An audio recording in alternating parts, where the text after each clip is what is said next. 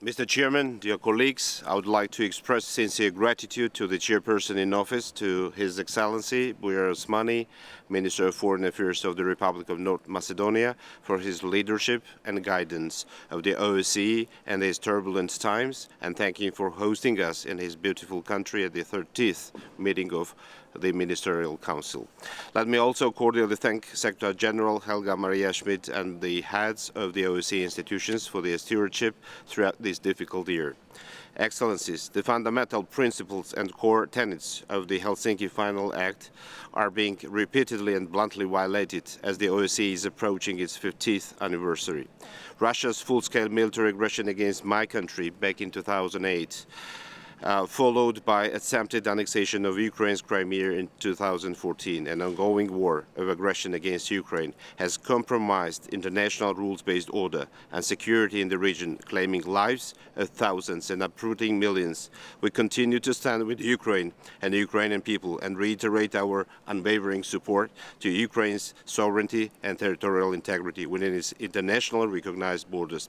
Dear colleagues, Russia's war against Georgia has been the first open attempt to forcibly redraw the borders of a sovereign state after the Cold War. For over 15 years now, Russia continues its illegal occupation of Georgia's indispensable Abkhazia and Sakhalin Valley regions in flagrant violation of the fundamental principles and norms of international law.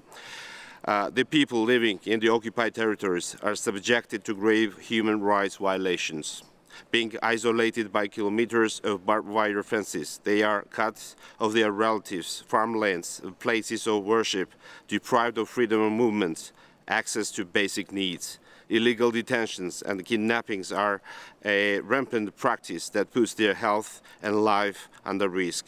Recent killing of a peaceful Georgian citizen, Tamas Ginturi, by the Russian occupation forces in the vicinity of his native village Kirbali of Gori municipality is yet another act of violence against ethnic Georgians.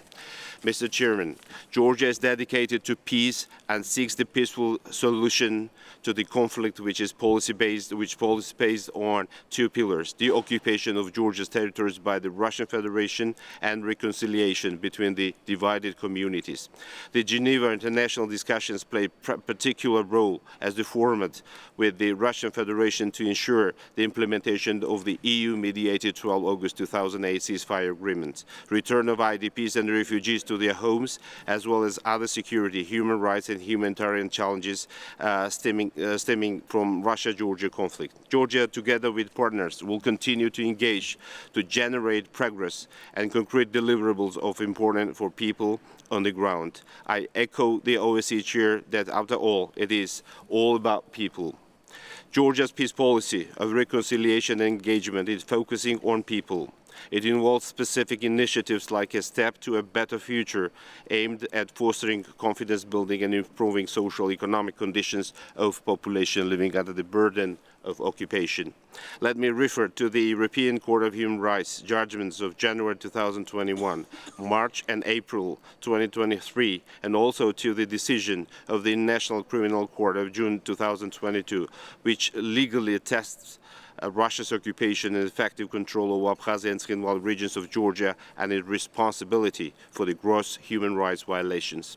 Along with these decisions, firm and consolidated stance of the international community is of utmost importance to ensure that Russia ceases aggression, fulfills its international obligations, respects sovereignty and territorial integrity of its neighbors, and withdraws its forces from illegally occupied territories. Let me take this opportunity to thank the group of Friends of Georgia within the OSCE for their outspoken and continued support.